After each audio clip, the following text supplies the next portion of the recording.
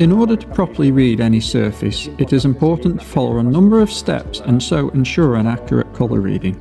First of all, we use a degreaser to clean the area where we intend to use the spectrophotometer. To do this, we can either use a water-based or acrylic degreaser. Soak a microfibre cloth with the chosen degreaser and clean the area thoroughly.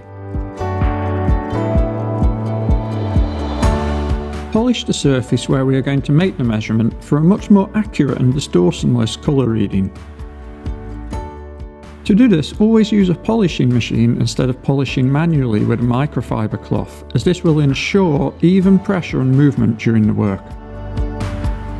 Concerning the type of polish to be employed, the use of a finishing and shine polish is recommended, avoiding cut or more aggressive polishes, as these can excessively polish the surface, distorting afterwards the reading of the spectrophotometer. The polishing should be done at an appropriate pace, neither fast nor too slow, with steady movements back and forth in different directions on each stage. The polishing process prior to measurements is essential, as the colour of a surface, polished or not, can vary greatly, and therefore distort a correct measurement.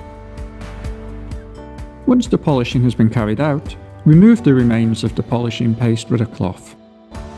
Use another clean microfibre cloth soaked with water-based degreaser to clean the surface.